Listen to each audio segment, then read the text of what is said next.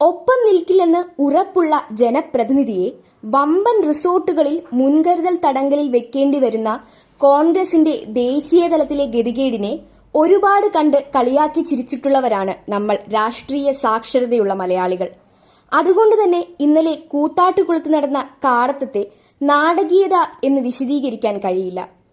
കുറെ കാലമായി ഉടക്കി നിൽക്കുന്ന കലാരാജു എന്ന കൗൺസിലർ കൂത്താട്ടുകുളം നഗരസഭ LDF ഭരണസമിതിക്കെതിരെ അവിശ്വാസ പ്രമേയത്തിൽ കാലുവാരും എന്ന് തോന്നിയതോടെ പിടിച്ചു വണ്ടി കയറ്റി പാർട്ടി ഓഫീസിലേക്ക് കടത്തുകയായിരുന്നു കൂത്താട്ടുകുളത്തെ മാർക്സിസ്റ്റ് പാർട്ടി. നഗരസഭ വൈസ് ചെയർമാൻ ഇതിന് തന്ന വിശദീകരണം ഇങ്ങനെ: തങ്ങൾ 13 കൗൺസിലർമാരോടും അവിശ്വാസ പ്രമേയ ചർച്ചയിൽ നിന്ന് വിട്ടുനിൽക്കാൻ ആവശ്യപ്പെട്ടിരുന്നു. ഇതുപ്രകാരം കലാരാജു അടക്കം എല്ലാവരും പാർട്ടി ഓഫീസിലാണ് ഉണ്ടായിരുന്നത്.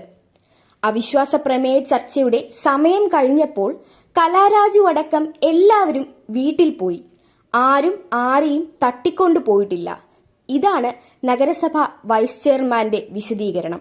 അതേതായാലും അദ്ദേഹത്തിന്റെ ഭാഷയിൽ ഇത്രയും സിമ്പിളായ കാര്യത്തിന് CPM കൂത്താട്ടുകുളം ഏരിയ സെക്രട്ടറി, നഗരസഭാ chairperson, vice chairman, party local secretary എന്നിവരടക്കം 45 പേരെ പ്രതിയാക്കി പിണറായി വിജയന്റെ പോലീസ് തന്നെ കലാരാജുവിന്റെ മകന്റെ പരാതിയിൽ കേസെടുത്തിട്ടുണ്ട്.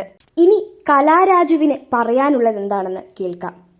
ഓഫീസിന്റെ വാതിൽക്കൽ വന്നിറങ്ങിയ സമയത്താണ് സംഭവം. വണ്ടിയിൽ നിന്ന് ഇറങ്ങിയതോടെ എന്നെ വളയുകയും എനിക്ക് നേരെ ആക്രോശിക്കുകയും ചെയ്തു.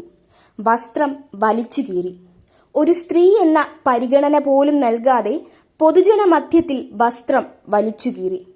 വണ്ടിയിലേക്ക് വലിച്ചു എറിയട എന്നാണ് നേതാക്കൾ ആക്രോശിച്ചത്. കാലുവെട്ടുമെന്ന് CPM പ്രവർത്തകൻ ഭീഷണിപ്പെടുത്തി. പാർട്ടിയെ ചതിച്ച് മുന്നോട്ടു പോകാനല്ല ശ്രമിച്ചത്.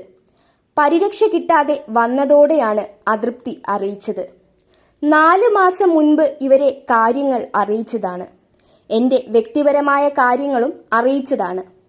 എന്നാൽ യാതൊരു മറുപടിയും ലഭിക്കാതെ വന്നതോടെയാണ് പ്രതികരിക്കാൻ തുടങ്ങിയത്. ഏരിയ കമ്മിറ്റി ഓഫീസിലേക്കാണ് എന്നെ കൊണ്ടുപോയത്. അവിടെ വെച്ച് ശാരീരികമായി ഉപദ്രവിക്കുകയോ ഒന്നും ചെയ്തില്ല.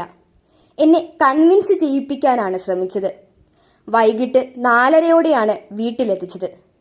മർദ്ദിച്ചതിനേക്കാൾ അപകീർത്തിപ്പെടുത്തുന്ന സംസാരമാണ് എനിക്ക് ഏറ്റവുമധികം വേദന ഉണ്ടാക്കിയത്.